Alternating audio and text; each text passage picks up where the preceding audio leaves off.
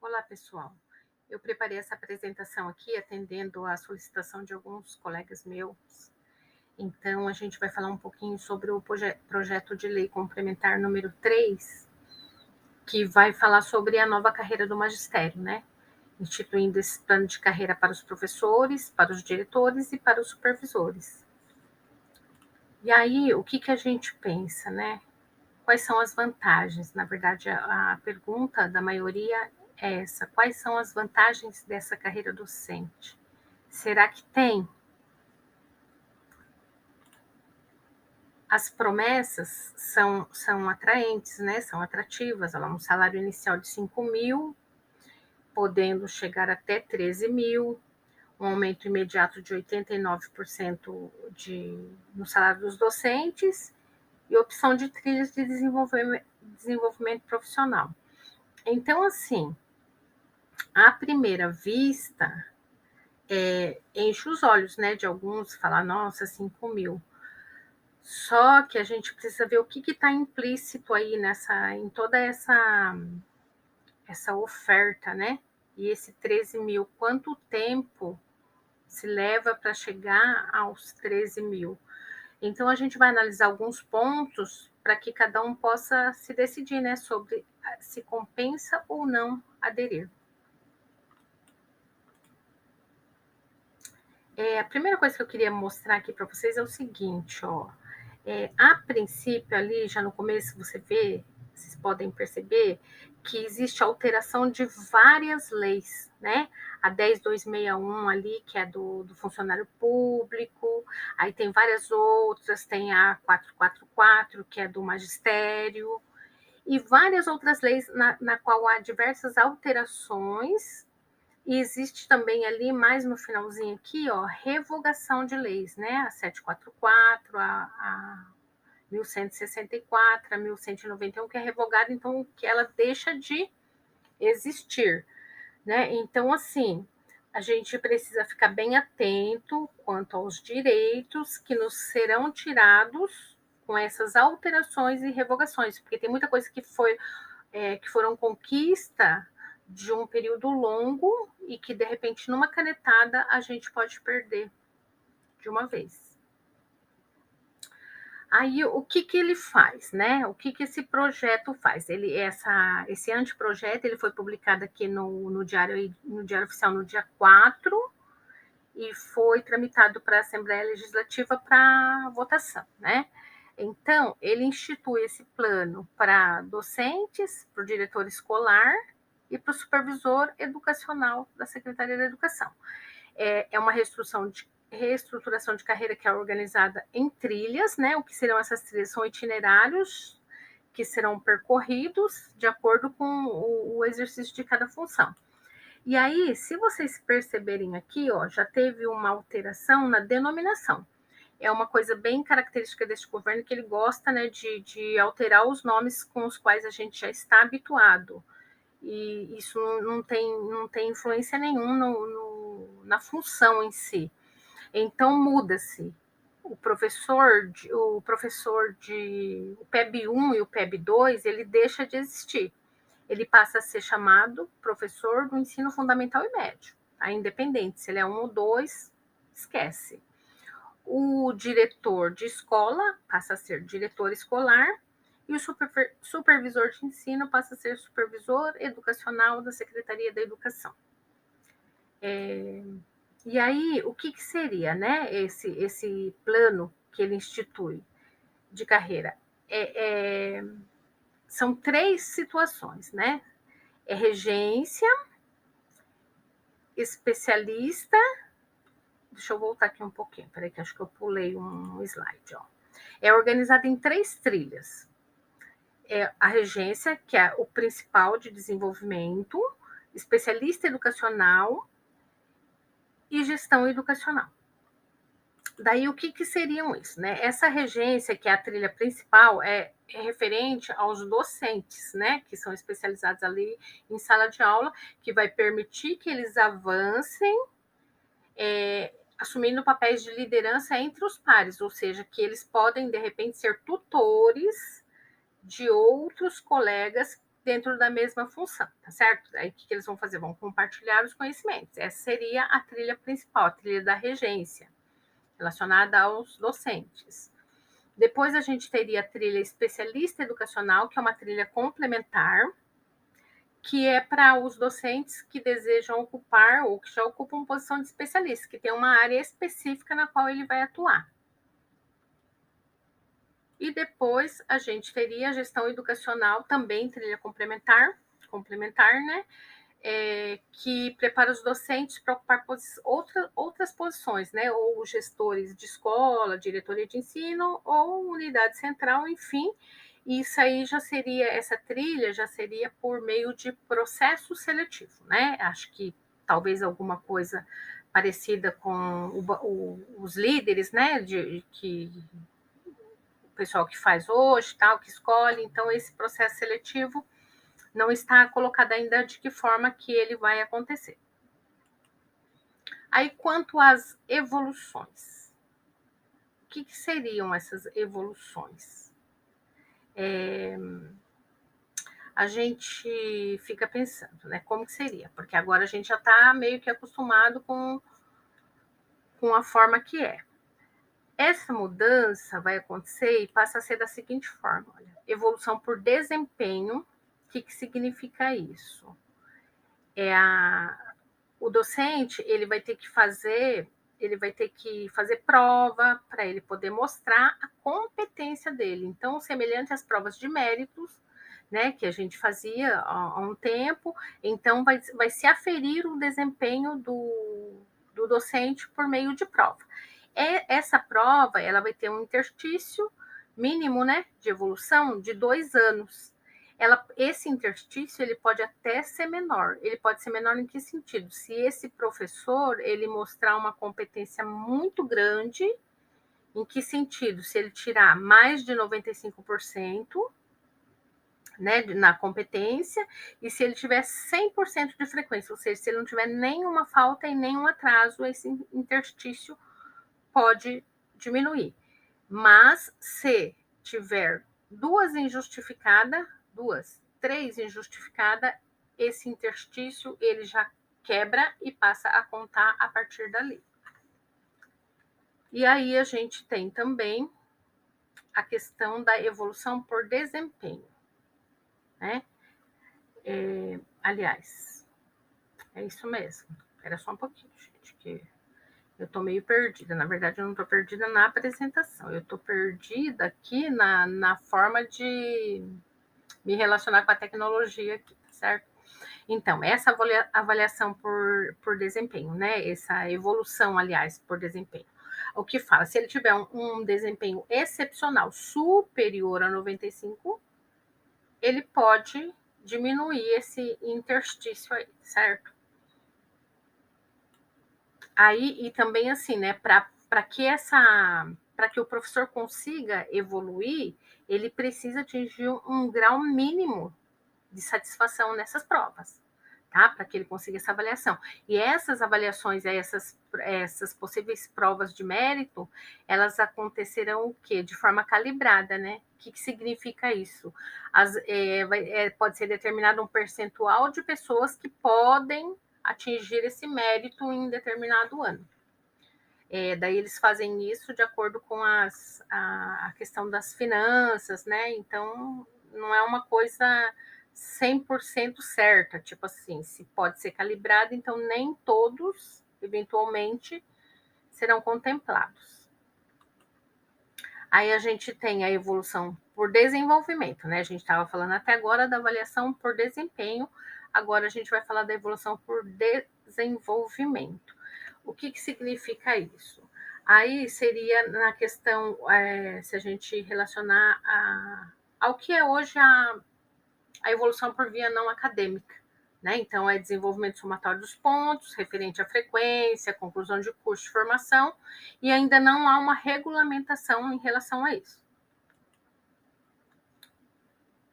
Aí aqui ó, vem complementando o que eu falei, né? Que tem uma pontuação mínima referente à frequência, cursos e formação.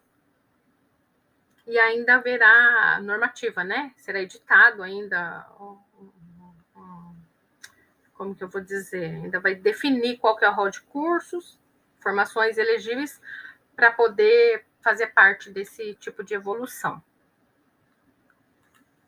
E aí, na sequência, a gente vem falar da remuneração por subsídio, né? Que isso daí é o calcanhar de Aquiles, talvez, do projeto, né? Então, eu queria falar um pouquinho primeiro, sobre as diferenças, né? De salário, de vencimento, de remuneração, de subsídio, de provento. Então, o que a gente tem? Salário.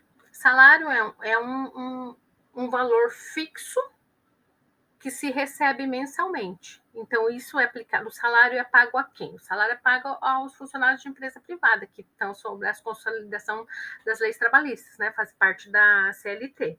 Então, é fácil entender, tá certo? É aquilo que é pago para o empregador pelo trabalho que ele faz durante um mês, né? Não abrange bônus, não abrange bonificação, é o salário fechado. E aí, o que seriam os vencimentos? O vencimento já é o valor fixo, certo? Que o funcionário recebe, que corresponde ao cargo, e também não entra vantagem, não entra gratificação, não entra nada, tá?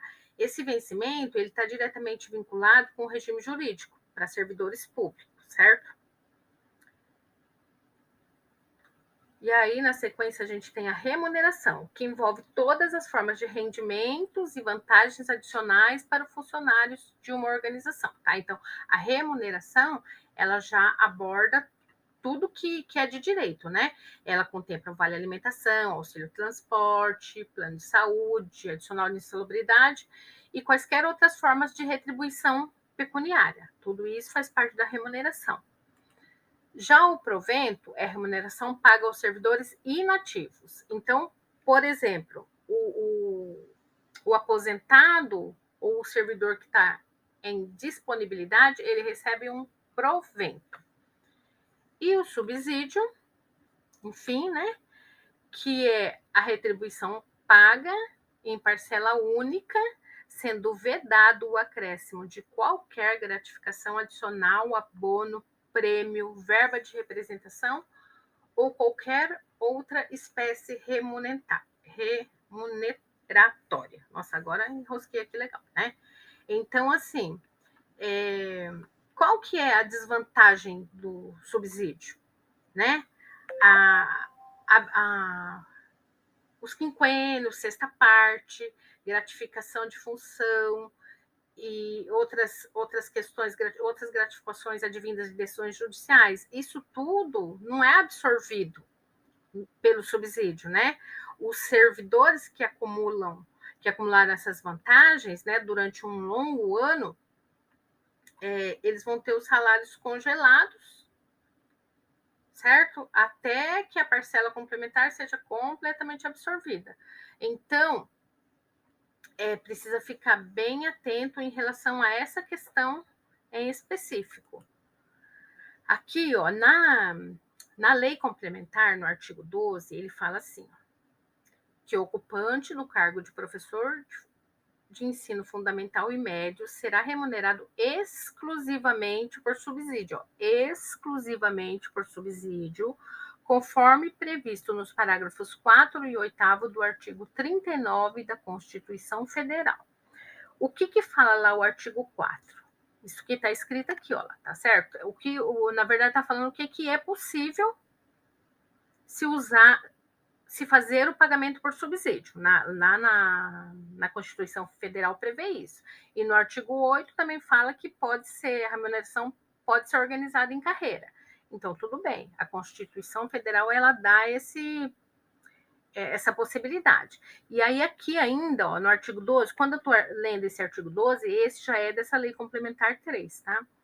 Então, fala assim, ó. E parágrafo único do artigo 129 da Constituição do Estado de São Paulo. Aí, o que o 129 diz?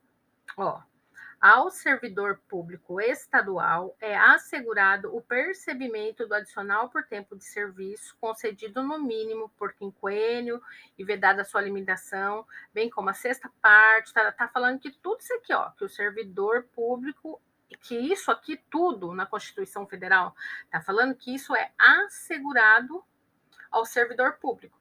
Daí tem o parágrafo único fala que o disposto nesse caput não se aplica aos servidores remunerados por subsídios. Então, vocês estão entendendo? Ali o artigo 129 fala uma coisa, que é tudo que a gente tem direito, certo? E ali o parágrafo único fala, desde que a remuneração não seja por subsídio. Então, a partir do momento que ela passa a ser por subsídio, há uma alteração nesse tipo nessas concessões aí. E aí vamos falar um pouquinho sobre a diferença dos olerites, né? O governo fala que tem muitos códigos de pagamento, né? E isso faz com que cada professor tenha um olerite diferente. Mas por que isso acontece?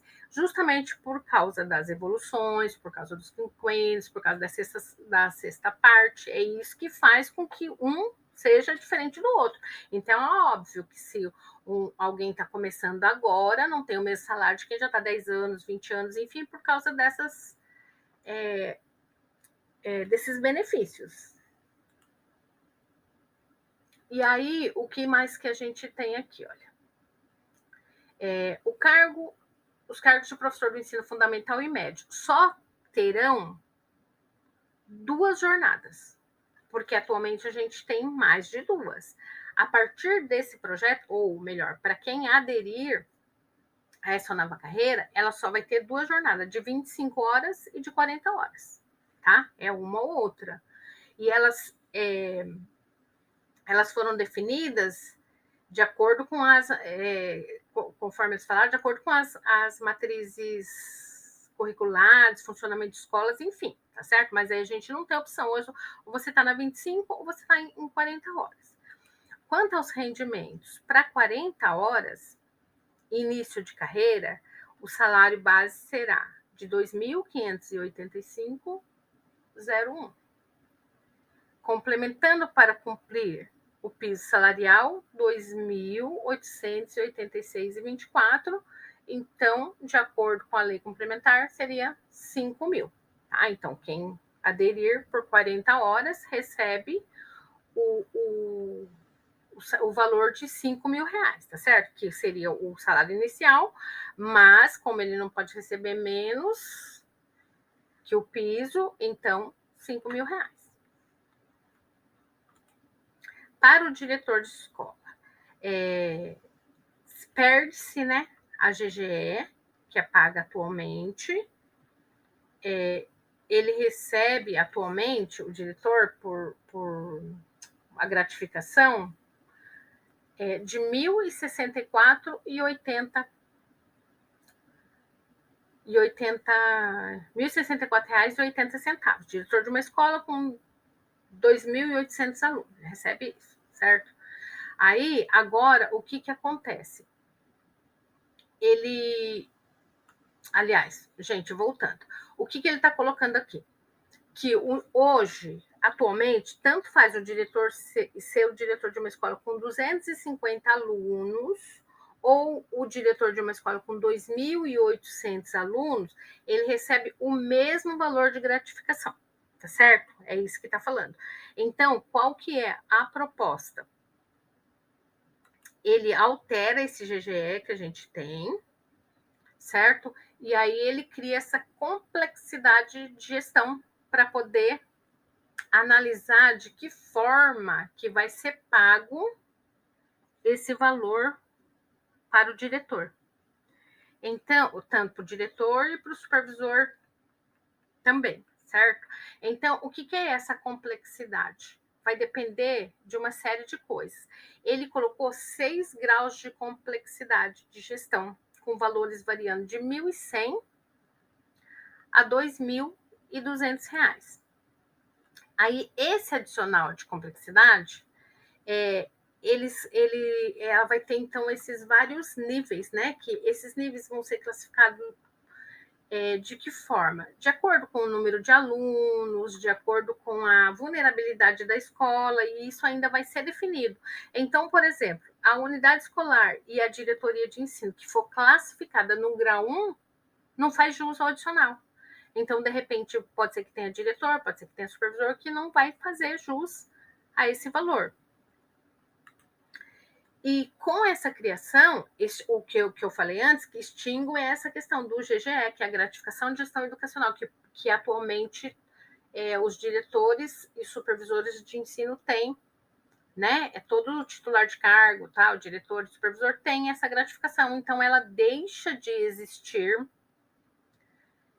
e ela passa a ter esse outro nome, né? Adicional de complexidade de gestão, mas aí vai depender de toda uma situação dessa escola, assim, em que grau ela vai se encontrar, e dependendo do grau, ela não vai receber, certo? Aí a diferença que tem é que atualmente o GGE, o gerente de organização, não recebe. E o adicional de complexidade de gestão, o GOI também vai fazer jus, né? Variando, no caso do gerente, entre 1.200 a 1.700 também, de acordo com o grau de complexidade da unidade escolar. Em relação ao GTN e GTCN, eles farão jus, né? No período noturno, das 19 horas, como já é, até as 24 horas, conforme o artigo 3º da Lei Complementar 506, certo? Então, aí, o que muda aqui? Deixa eu ver aqui. Ó. A gratificação especial serão extinta, a gratificação por trabalho no curso noturno será extinta, porque ela tem a mesma finalidade que fala, né? Então, assim, lá no artigo 86, fala que o funcionário ou servidor público do magistério, eles não vão perder essa gratificação quando eles tiverem qualquer falta que seja, assim, considerada como um efetivo exercício, certo? Me enrolei um pouquinho aqui, gente, nessa questão do GTCN. Deixa eu até voltar aqui para ver se tem alguma coisa que eu precisava falar. Deixa eu ver. Farão jus. Certo. Acho que é isso mesmo. E aí, em relação ao programa de ensino integral, né? Tem alteração, né? Que hoje, atualmente, eles têm a gratificação de dedicação plena e integral, e vai ser alterada para regime de dedicação exclusiva. E essa gratificação de dedicação exclusiva vai ter um valor fixo de 2.000 para os docentes e 3.000 para todos os integrantes do quadro do magistério da equipe gestora. Então, o que muda atualmente? Eles têm um acréscimo, né? Eles ganham 75% sobre o valor da faixa, da estrutura de vencimento, né? Então, isso cai por terra, certo? E eles ficam com esse valor fixo, 2.000 para o professor, 3.000 para os gestores. E lembrando também que ela não é incorporada aos vencimentos ou subsídios para nenhum efeito. E ela não é considerada para cálculo de qualquer vantagem pecuniária. Também não entra no desconto do imposto de renda, tá? E as ausências durante o ano, como que fica? Olha, atualmente, né, na legislação vigente, é possível dar 36 faltas no ano, que seriam 6 faltas médicas, 12 faltas justificadas pelo superior imediato, 12 justificadas pelo superior mediato, a falta parcial ilimitada, né, que permite entrar depois ou sair ou retirar-se antes, né, temporariamente, por 3 horas diárias, no caso do servidor que tem uma jornada de 40 horas, ou de no mínimo 35 horas aulas semanais, né, no caso do quadro do magistério. E aí, como que fica dessas 36 faltas? Como que fica? Olha, passa a ter direito, né, a 6 faltas médicas no ano, 12 faltas justificadas pelo imediato, pelo superior imediato, e 12 faltas justificadas pelo superior imediato. E a falta parcial médica. Ai, gente, peraí. Como é? Para tudo. Na verdade, agora é dessa forma, tá? Eu não vou voltar, porque mas eu vou retificar aqui minha fala. Esse que eu tô falando é o que é agora. 6 falta médica, 12 justificada pelo diretor, no caso, né? No caso do professor, 12 falta justificada pela diretoria de ensino e falta médica parcial ilimitada, certo? E aí, como é que fica, né? Como que fica com esse projeto de lei complementar? É limitado a 2 horas diárias e uma vez ao mês, até o limite de 3 vezes ao ano de forma intercalada. No caso dessa falta parcial, certo? Então, olha como diminuiu, gente, diminuiu bastante. Se a gente lembrar, ó, era ilimitada e agora e a partir da adesão a essa nova carreira são 3 ao ano. Lembrando que a gente está falando de falta médica, ninguém escolhe ficar doente. Eu não posso mais ficar doente, eu já dei uma, já dei 2, já dei 3, não posso dar mais, né? E lembrando que a gente já não tem as abonadas. E muitas vezes a gente usava as abonadas justamente para marcar médico. E agora a gente já não tem a abonada e ainda não tem, ou melhor, e ainda foram reduzidas as que a gente pode dar durante o ano, tá? Então, falta médica e odontológica, no máximo uma por mês, tá? E seria, então, no máximo 6 por ano, no caso de médica e odontológica. Aí a gente vai falar agora sobre o enquadramento no plano de carreira dessa lei complementar. Essa reestruturação de carreira, o que acontece? A adesão é voluntária, então você pode aderir ou não.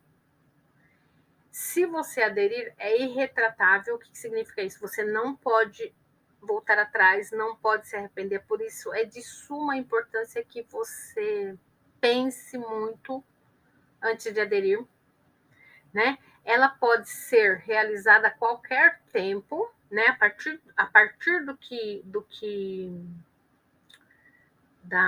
como que eu vou dizer? A partir da publicação, né, da validade dessa lei, se ela for aprovada, você tem 60 dias, né? A partir do início da vigência dessa lei, o professor tem 24 meses para aderir. E no caso do diretor e do supervisor de ensino, ele tem 60 dias para aderir.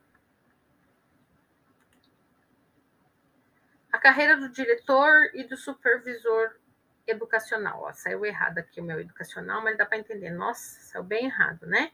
Será por desenvolvimento de competência no reconhecimento do mérito, também estruturada em trilhas de desenvolvimento profissional. Né? Aí é uma evolução que nas trilhas por desempenho e desenvolvimento, compreendendo 15 referências salariais. Tá? Então, atualmente não tem tudo isso, aí acho que são 8, daí passa a ter 15 referências salariais. Aí, deixa eu ver aqui, já coloquei. Daí também tem um interstício, né, de 2 anos para evolução entre essas referências salariais. E aí a gente entra aqui naquela parte que eu falei para vocês lá no começo, que era das alterações, né, nas leis. Então a gente começa aqui, ó, nessa lei, na 444, que é a que fala do magistério público, que é o Estatuto do Magistério, né? Então, em relação à remoção, daí fala o seguinte, né, que a remoção pode ser por permuta, por concurso de títulos, por união de cônjuges, cônjuge ficou feio, de cônjuges, né?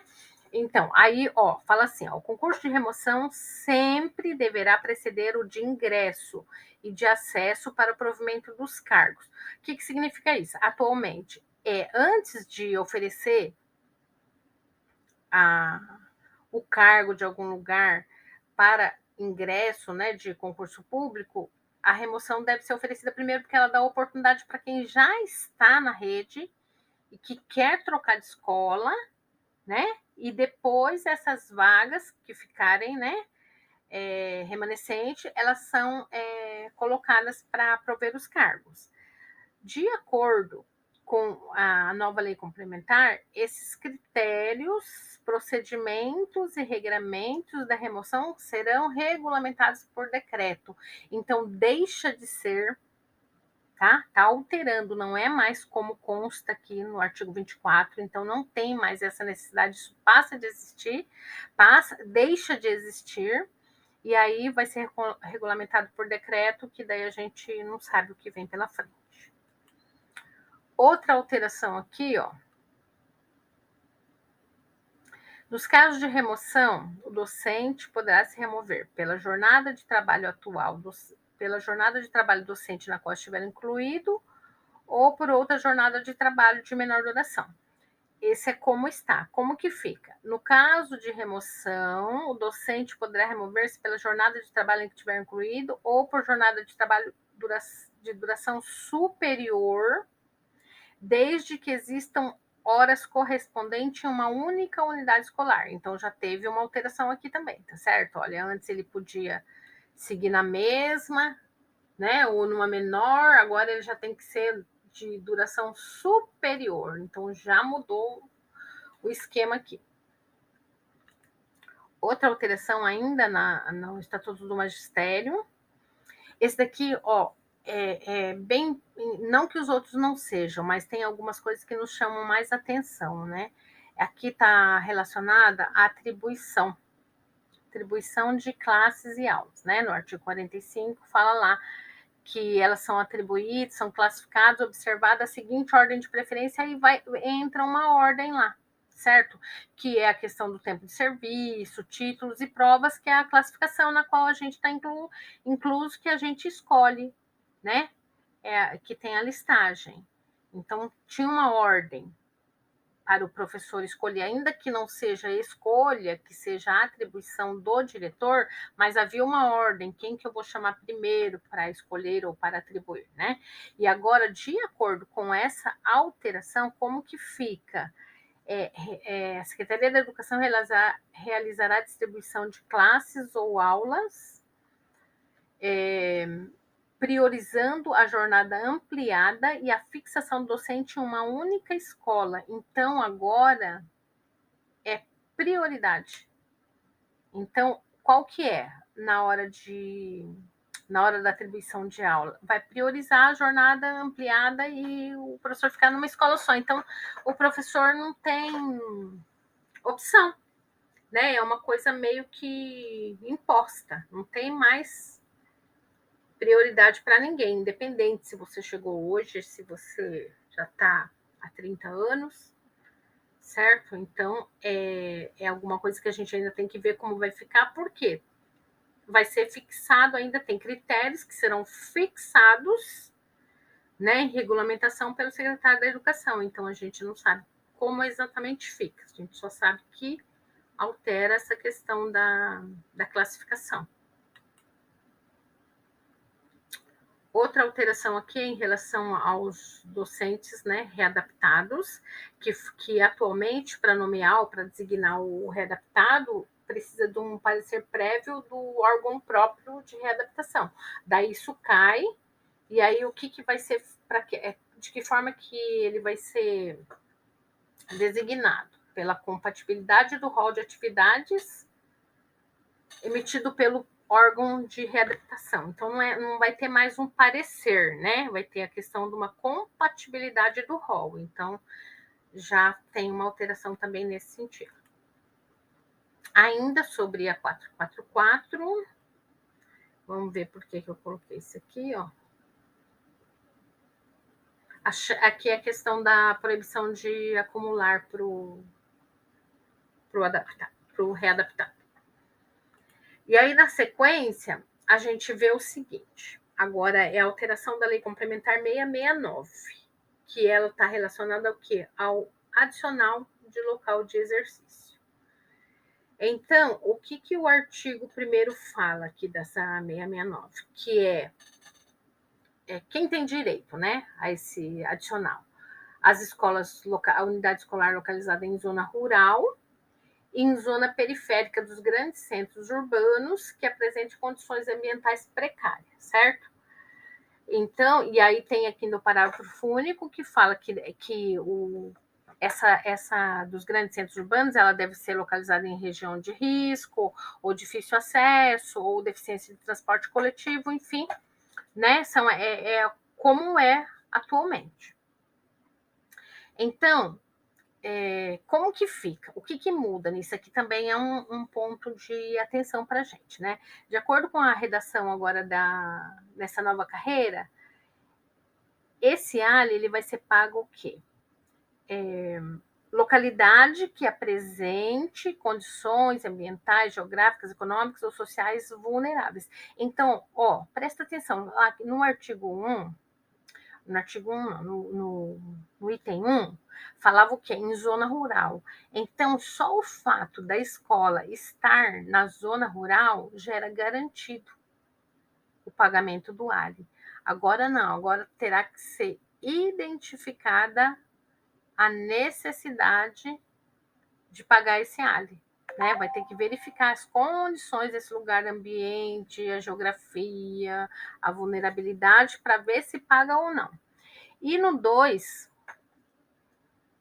colocou assim, conforme perfil tipológico, baseado em conjunto de indicadores de vulnerabilidades, enfim, ele está até mais ou menos parecido lá, só que fala assim, as unidades escolares. Daí está falando que tanto no inciso 1 quanto no inciso 2, elas serão identificadas por resolução do secretário da Educação, conforme critérios estabelecidos em decreto. Então, mais uma vez, a gente precisa esperar para ver o que vai ser regulamentado aí por meio dessa resolução aí, né, que porventura vai sair para eleger esses critérios, tá certo? Mas a gente já um ponto de, a princípio, já se perde. Ainda aqui em relação ao ALI, né? O adicional de local de exercício será correspondente atualmente assim, será correspondente a 20% calculado sobre o valor padrão. Então, por enquanto, atualmente ele é calculado dessa forma. Aí teve várias alterações no cálculo, porque agora vai ter um fator de ponderação. Então, pode ser 5 inteiros e 8 décimos para a escola de altíssima vulnerabilidade, 3 inteiros e 1 décimo para a escola de alta vulnerabilidade, 2 inteiros e 4 décimos para a escola com média vulnerabilidade. E, mais uma vez, né? Então, atualmente, lembrando, atualmente era 20% para todos, agora não, agora vai ter a ponderação. Então, vai ver qual que é a vulnerabilidade local e, mais uma vez, essas fórmulas de cálculo serão disciplinadas em decreto.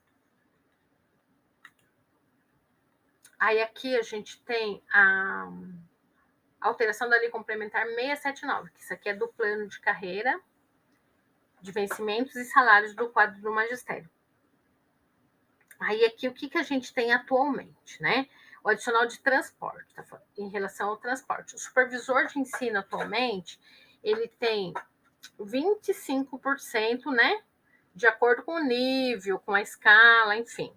E o diretor, 15%, também de acordo com os níveis de escala, estrutura, enfim. Com a nova carreira, o adicional de transporte, ele vai ser o quê? Ele vai ser fixo. Então, o supervisor educacional e o professor especialista de currículo terão fixo R$900 e o diretor de escola fixo o valor de R$450, certo? Então, é para todo mundo igual e um valor pequeno se a gente for analisar. Na 836, ainda na 836, né? O que ele está fazendo aqui? Ó? No artigo 5 da 836, no 5º da 836, a gente tinha as funções de professor coordenador, a função de vice-diretor e a função de vice-diretor da escola, né? Esses eram os postos de trabalho, coordenador e diretor. Agora sim. Na nova carreira tem,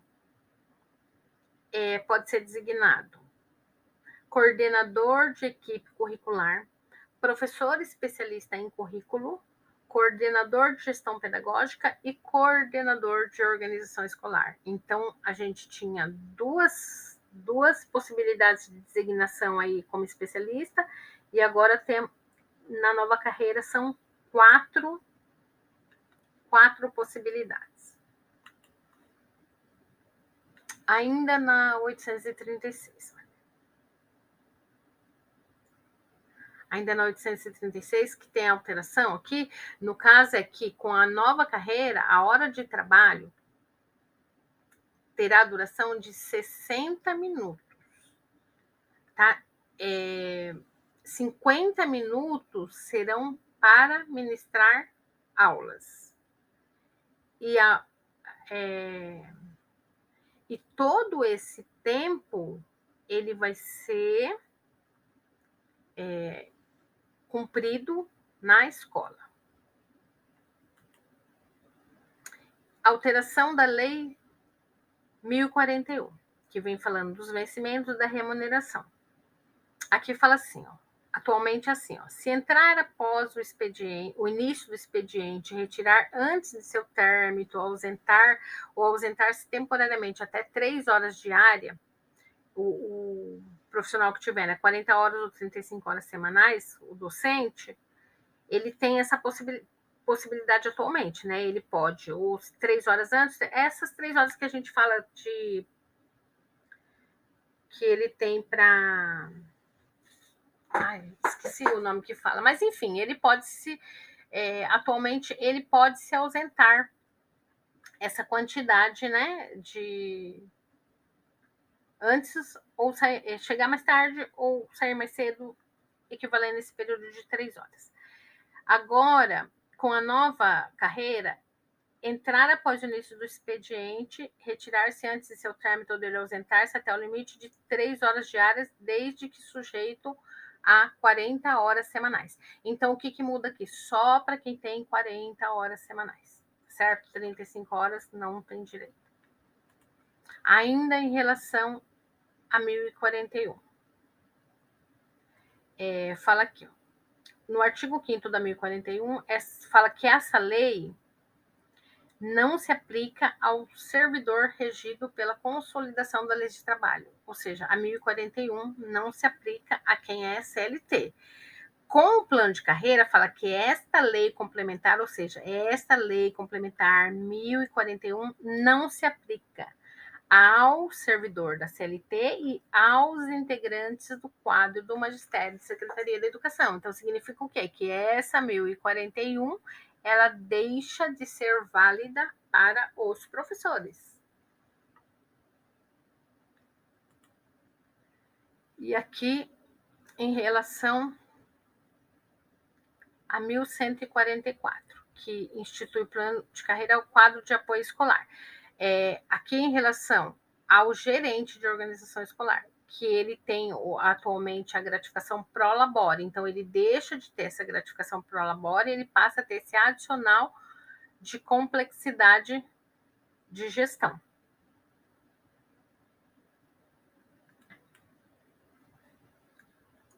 Agora, em relação à alteração da 10.261, que é o Estatuto do Funcionário Público, que é aquela que tem que fala os nossos direitos, nossos deveres, nossas obrigações, né? Aí ele está fazendo o seguinte, aqui ele está incluindo, né? Ele inclui um parágrafo no inciso 2, que fala assim, que não se aplicam aos integrantes do quadro de magistério da Secretaria da Educação. O que não se aplica?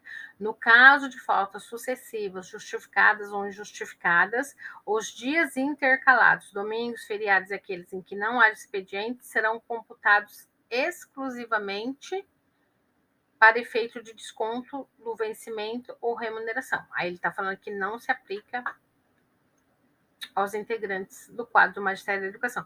Tem umas partes aqui, gente, que eu vou falar sinceramente para vocês, que eu tô meio que me enrolando, porque eu fiquei, nem tem a ver eu falar isso aqui, mas eu vou falar assim mesmo, tá?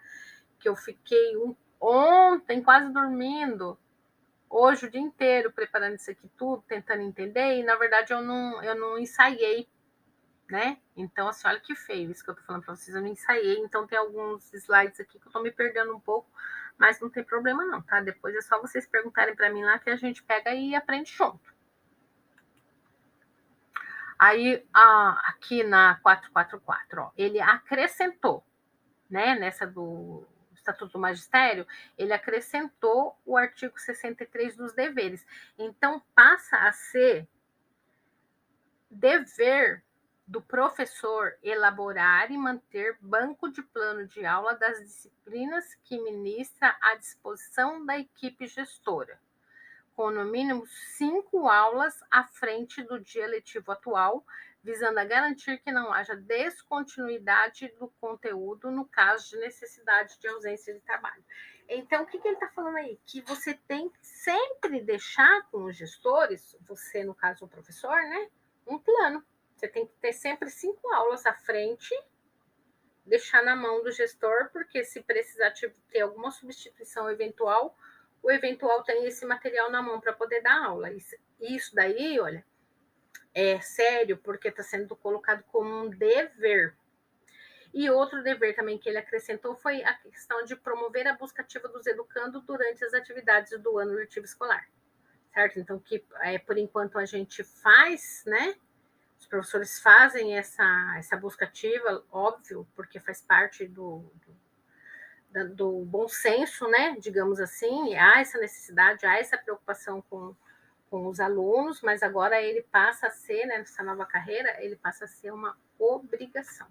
É interessante a gente falar assim, porque quando está na questão dos deveres, todo dever que você não cumpre, ele é regulamentado, e você não cumpre, pode ter uma...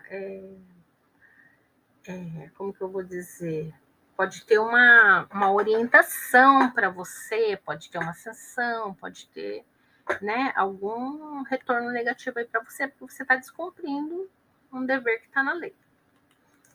E aí foram revogados.